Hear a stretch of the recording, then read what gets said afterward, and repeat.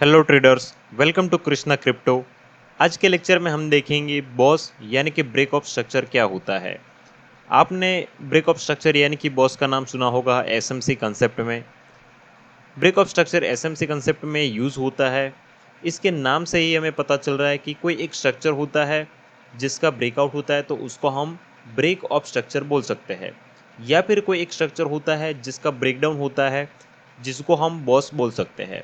यहाँ पर सबसे पहले आपको ये समझना ज़रूरी है कि मार्केट हमेशा 3 तरह की होती है।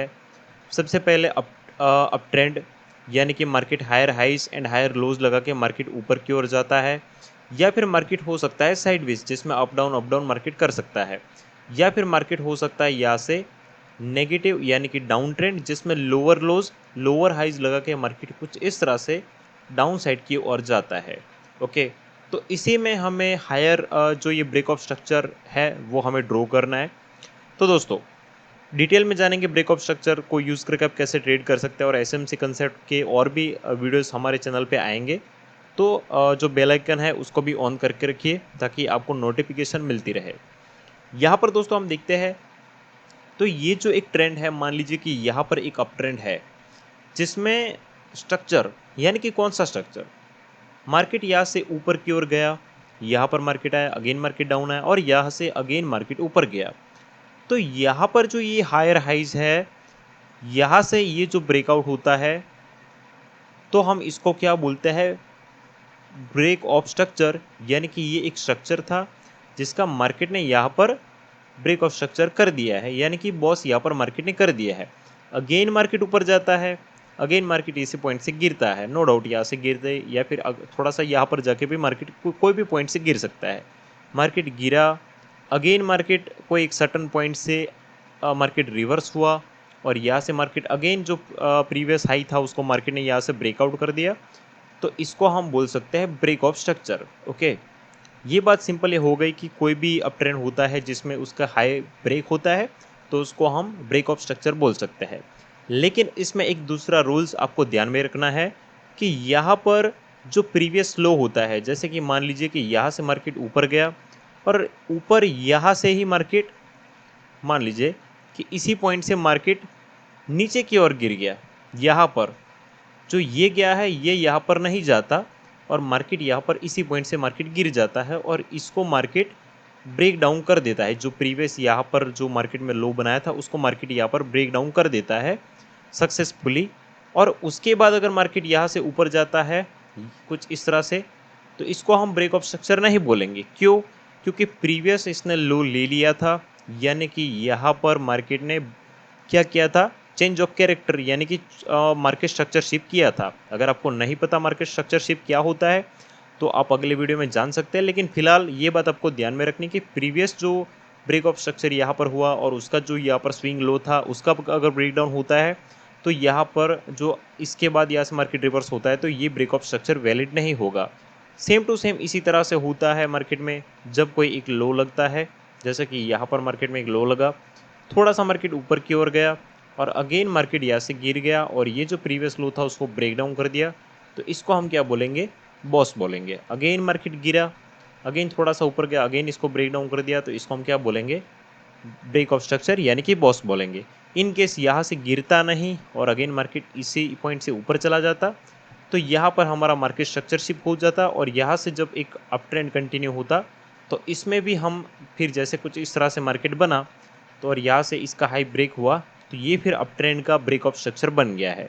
ओके, आई होप कि आप समझ गए होंगे। चलिए लाइव चार्ट में भी देखते हैं ताकि आपको अच्छी तरीके से समझ में आए कि ये चीज़ें कैसे काम करती है। ओके, यहाँ पर दोस्तों हम देख सकते हैं कि मार्केट में क्लियरली एक अप ट्रेंड यहाँ पर चल रहा है। ओके, तो यहाँ पर अप ट्रेंड है मार्केट में, तो हमें क्या देखना है कि प्रीवियस हाई कहाँ पर ब्रेक होता है।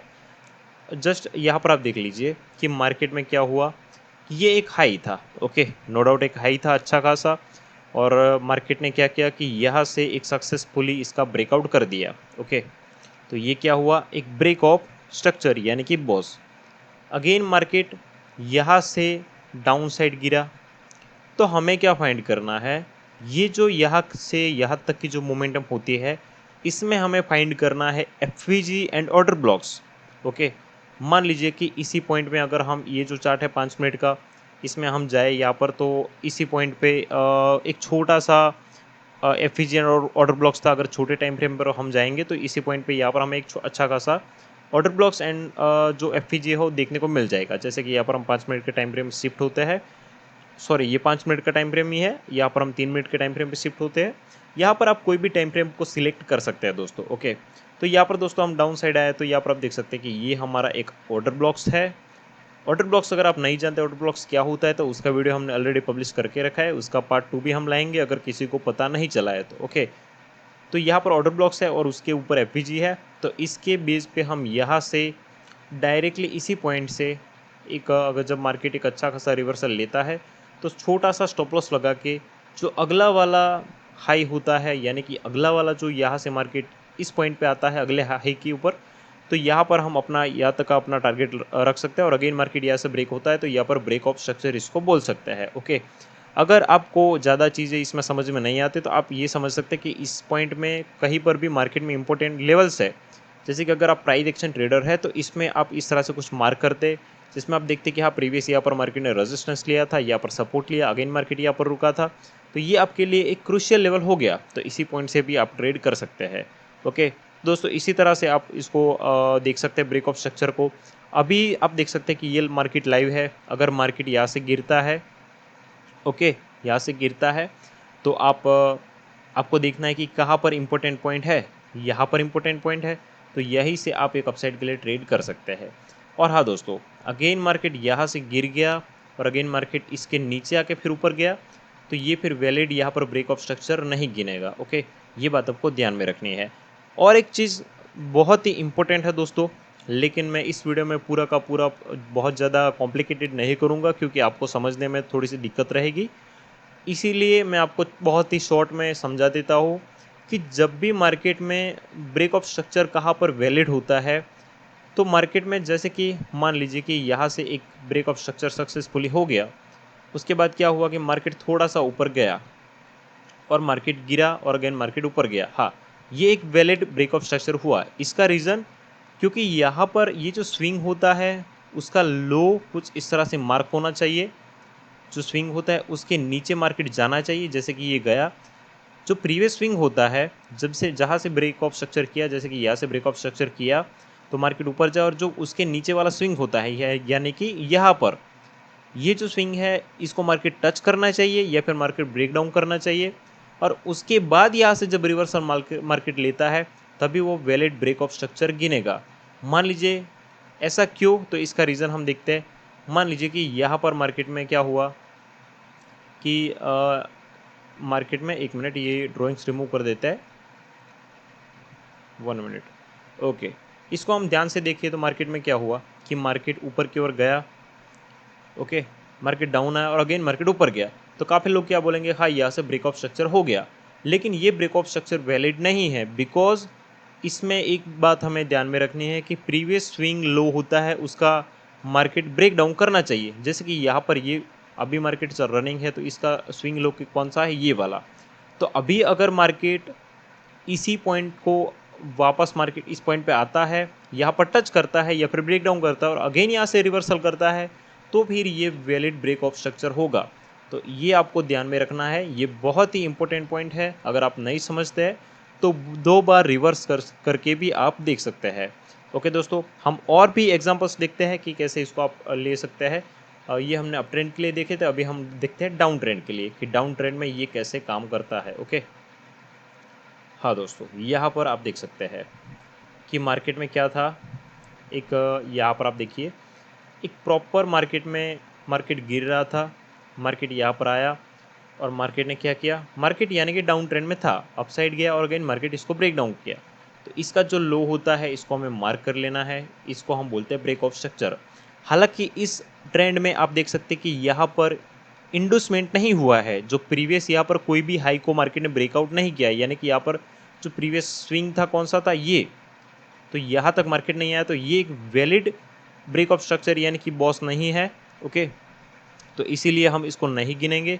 इंडूसमेंट होना ज़रूरी है। इंडूसमेंट यानी कि जो प्रीवियस स्विंग होता है कोई भी लेग का, उसका ब्रेकआउट थोड़ा सा या फिर उसको टच करना चाहिए, उसके बाद मार्केट गिरता है, तभी हम वो वैलिड ब्रेक ऑफ स्ट्रक्चर गिनेंगे। ओके, जैसे कि मान लीजिए कि यहाँ पर क्या हो गया, मार्केट गिरा, इस पॉइंट तक मार्केट आया। ओके, उसके बाद मार्केट क्या किया कि अगेन ऊपर गया, और इसका जो ये प्रीवियस स्विंग था दोस्तों, एक बात और आपको ये चीज़ समझनी है कि मार्केट जब अप ट्रेंड में होता है तो हमें वहाँ पर ये मार्केट जब रिट्रेसमेंट लेता है तो उस वहाँ पर नीचे की साइड इंडोसमेंट होना चाहिए, यानी कि लिक्विडिटी थोड़ी सी लेनी चाहिए।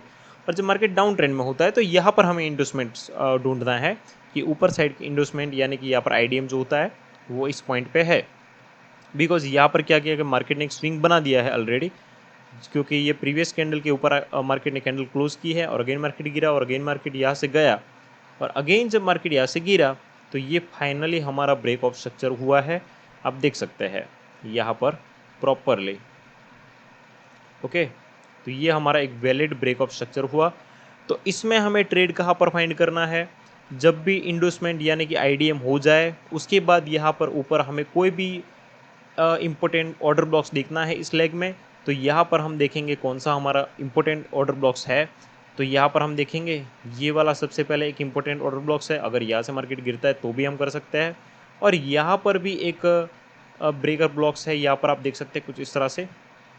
तो यहाँ से भी हम एक अच्छा खासा ट्रेड डाउन साइड के लिए देख सकते हैं। जैसे कि मार्केट ने यहाँ से रिजेक्शन लिया तो यहाँ से हम छोटा सा स्टॉप लॉस लगा के जो नेक्स्ट बॉस होने वाला पॉइंट था वहाँ तक का हम अपना जो टारगेट्स है वो यहाँ पर कुछ इस तरह से ले सकते हैं। ओके, और दोस्तों जो अगला वाला हमने देखा था गोल्ड का चार्ट, उसमें हम एक चीज़ और देखते हैं जो कि यहाँ पर हमने मार्क की थी। इसमें आप देख सकते हैं कि यहाँ पर हमने आईडीएम किया, और दोस्तों एक और चीज़ कि आईडीएम होने के बाद ही हमें नीचे के जो ऑर्डर ब्लॉक्स ढूंढने हैं, या फिर अगर प्राइस एक्शन करते हैं ट्रेड तो वहाँ पर आपको सपोर्ट ढूंढने हैं। ओके, तो जब भी ये स्विंग प्रीवियस स्विंग को ब्रेक डाउन कर दिया तो उसके बाद हमने यहाँ पर देखा कि इस पॉइंट पे हमें कहाँ पर इंपॉर्टेंट पॉइंट मिलता है, तो यहाँ पर था। तो यहाँ से जब मार्केट रिवर्स हुआ तो यहाँ पर हमें एक अच्छा खासा ट्रेड मिल गया। तो इसी तरह से ब्रेक ऑफ स्ट्रक्चर काम करता है। नेक्स्ट टॉपिक आपको कौन सा चाहिए ये कमेंट में बताना ना भूले। Thank you so much.